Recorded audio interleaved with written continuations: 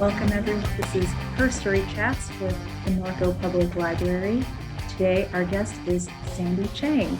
She's the creator of Now in Color, which is a history podcast that you should all check out after you're done watching this.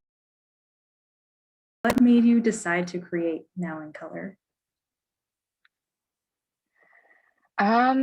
Wow, I don't wait, let me go back to the reservoirs of my memory.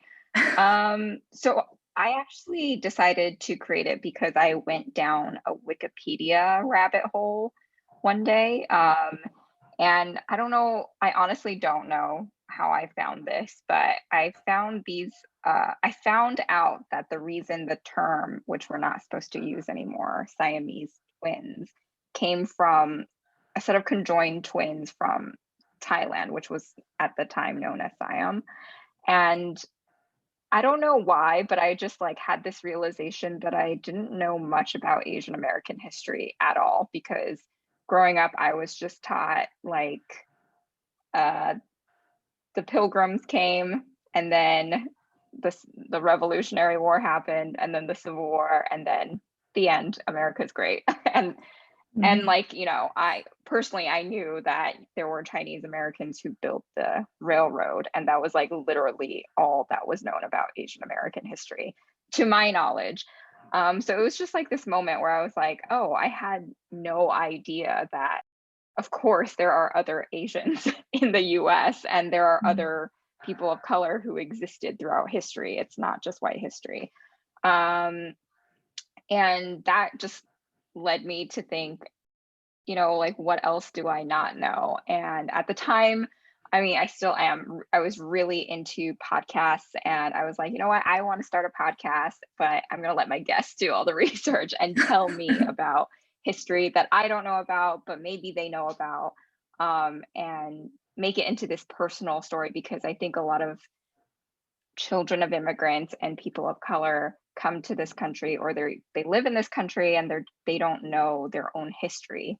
We don't know our own history, because a lot of history has been whitewashed, and history is written by the so-called winners, but I think it's really written by people in power. That's where it started, and it started out just at this living room chat.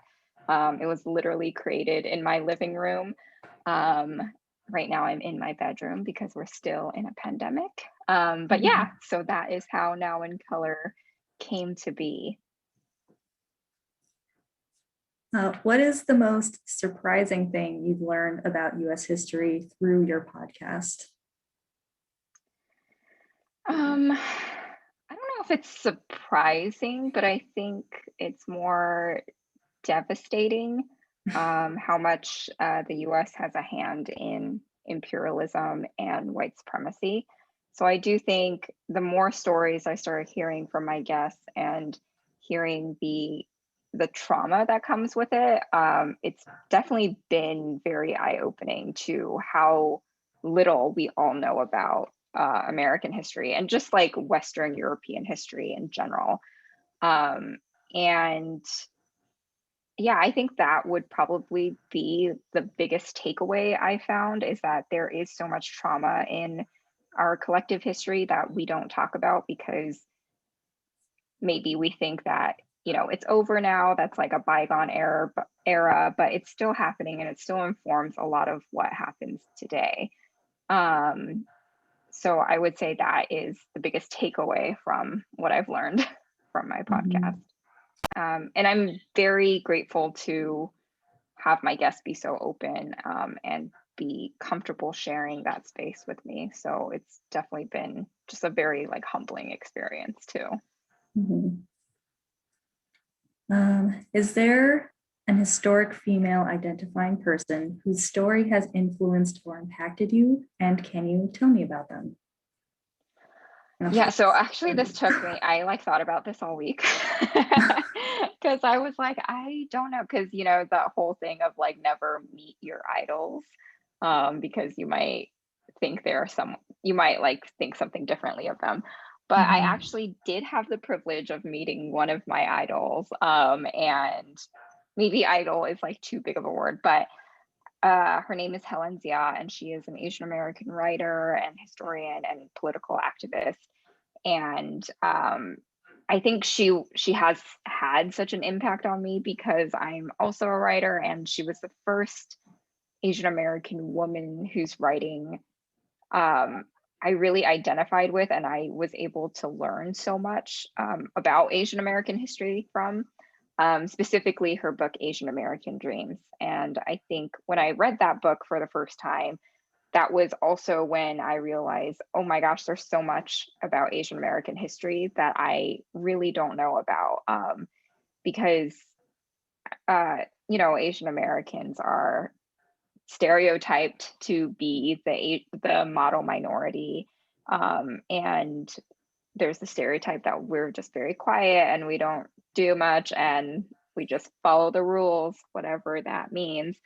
And when I read Asian American Dreams, it made me realize that we actually, our predecessors have done so much to progress for civil rights and who have really fought for our place in the US. And yeah, she just like really opened my eyes to it. And she does it in a way that is heartfelt and empathetic and in a very vulnerable and authentic way. And I think a lot of people, it's very difficult to achieve that level of storytelling. And she continues to fight to this day. And I had the privilege of meeting her pre-COVID at NYU because she just released her book, I believe, Last Boat Out of Shanghai. I hope I got that title right. Yeah, and I waited in line and got my book signed, and she was just such a lovely person. And I told her what an impact she had on my own writing and like how I also wanted to tell stories like she did. And she was just like, yeah, we need people like you. Like, I really hope you continue that journey to telling stories. Yeah, so I would say Helen Zia she is still alive, but she has made so much history and impact, and she continues to do so today. So she's someone I really look up to. How did you learn about her? I don't really remember. I do know it was probably sometime either in college or in my earlier 20s. I probably just stumbled upon it and I was like, oh, I just want to read this book. I don't know what it's about. But when I read it, I realized that because at least within the Asian American community, we all know the story of Vincent Chin, who is a man during his bachelor party in Detroit who was brutally murdered by two white men who were like stalking him and following him because it was at the time the auto industry had failed in Detroit and they thought he was Japanese, and they followed and stalked his group of friends until finally they brutally beat him to death with a baseball bat. And of course they were basically given a slap on the wrist, and they weren't charged really. And that really sparked a civil rights movement within the Chinese American community. And I didn't realize that Helen Zia actually was in Detroit at the time, and she was writing about it and was a part of that organization, or the organizing efforts behind it. So when I read that in Asian American Dreams, I was like, oh my gosh, like this person is responsible. You know, she's part of this movement and she's part of this progress that we're all seeking for, like for equity and for just our voices being heard. And I think that's really relevant to right now because there are this uptick in Asian American violence. At least in the Bay Area, there's been like a slew of violence against Asian Americans. And I think, it's a very difficult conversation to have, especially if you as an Asian American have sort of bought into the model minority myth. Yeah, and I do think that, there's this level of like social, like this performative activism that is happening on social media that can be very tiring because, I do appreciate that it raises so much awareness of issues that maybe we wouldn't have heard about without social media. But I do feel like with like now that we know about it, I want to know what are the solutions and what are the policies that we are going to put forward. And I think that is the next big step of having people learn how to organize and learn how to be with their community, and start mutual aids and things like that, instead of just sort of shouting into the void that is social media. Because yes, we're all angry, but that only gets us so far, and we need to implement that into policy and real changes to dismantling these systems that allow violence and discrimination to happen. So what are your favorite sources of information regarding women's history? I mean, it's sad to say, I feel like a lot of my information now comes from Twitter, and then that leads me to some Wikipedia rabbit hole or some sort of research rabbit hole. Um, I think if you curate your social media right, especially Twitter, which can get very alarming and wild, you do find people who they just genuinely want to share information and good information. And even if it's surface, it does at least prompt me to want to learn more, because I'm naturally very curious about, especially history, and especially if it's someone I've never heard about, especially a woman of color I've never heard about who's made a huge impact in history. And that sort of leads me to this like other realm where I want to read more, and that's where I, either buy more books about them or go to the library. I actually did want to say that I feel like we didn't mention that I'm also from Riverside. Oh yeah. So I have many memories of going to the Riverside Public Library, and from a really young age, because the story is my mom canceled cable TV because my older brother was not doing well in school or just like focusing on TV.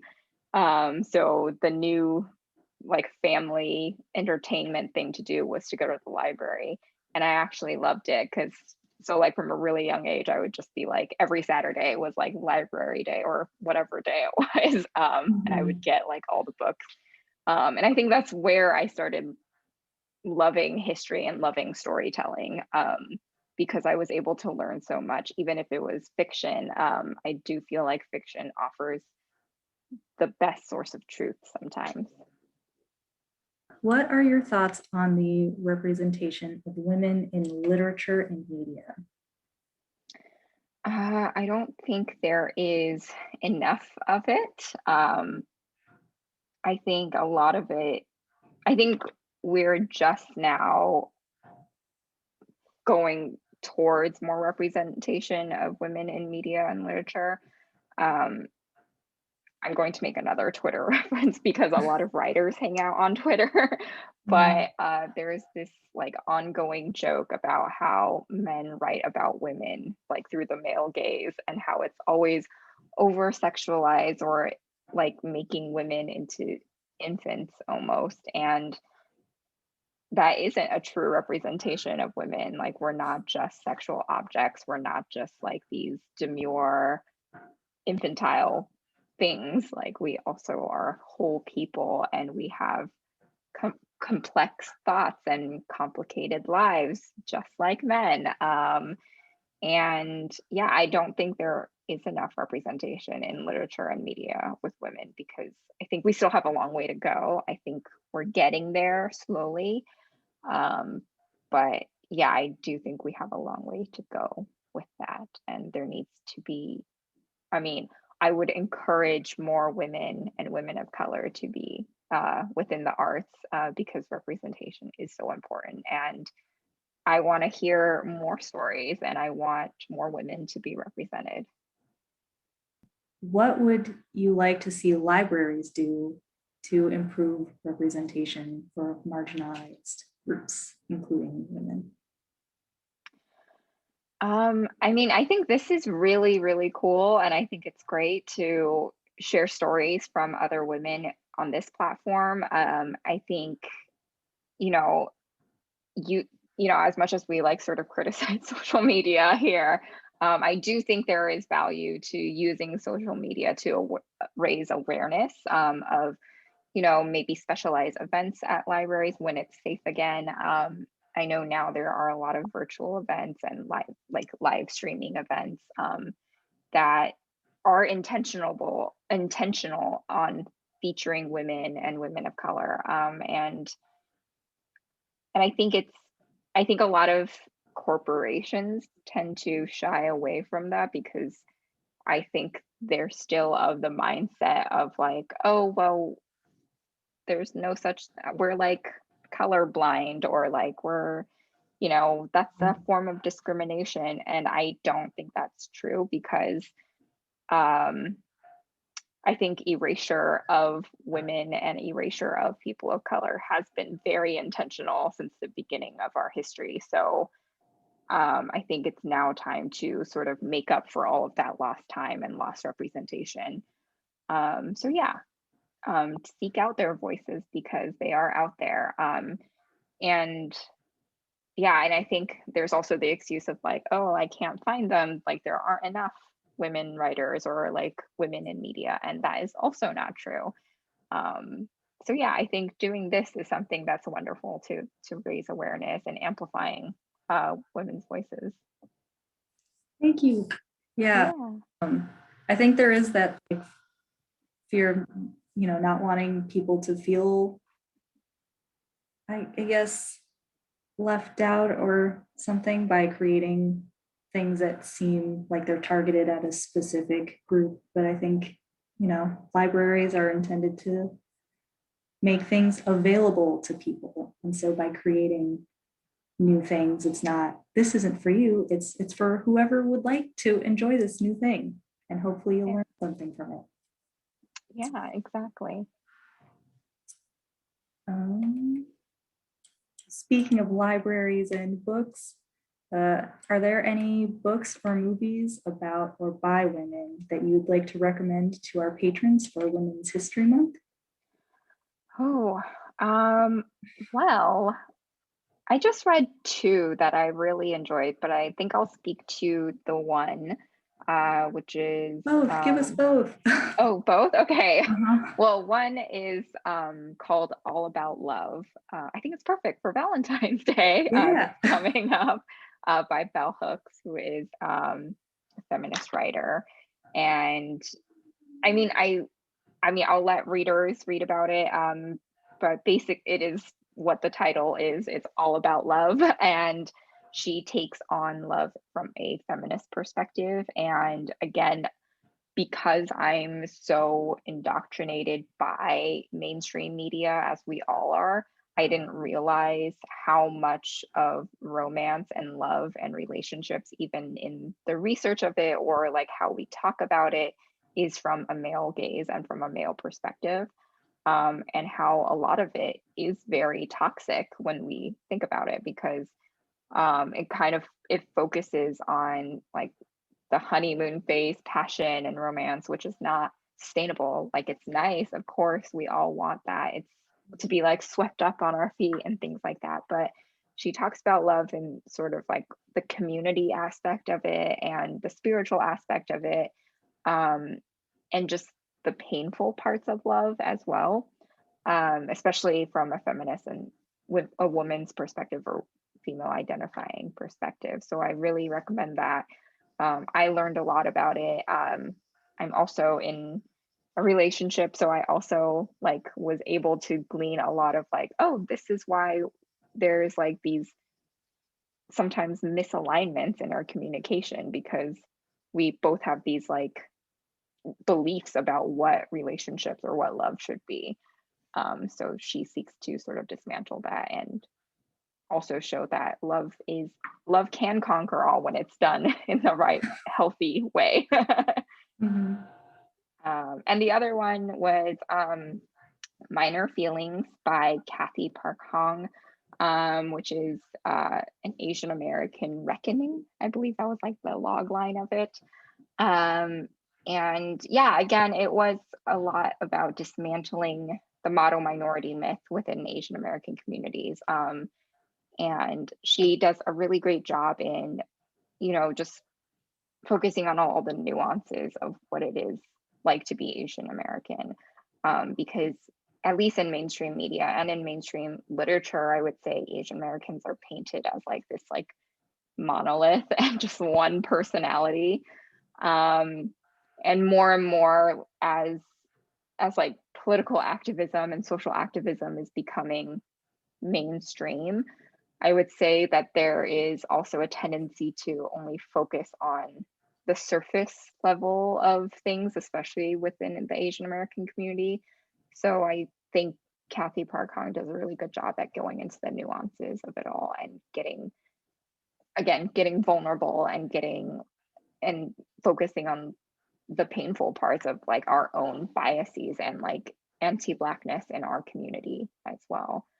So I really appreciated that, and I felt very seen when I read it, and I also cried when I read it. So highly recommend. That's how you know it's good. Exactly. And I know for sure we definitely have that book in our system that people can check out. Amazing. Yeah, it's a great one. Is there anything else you want to share or talk about, or?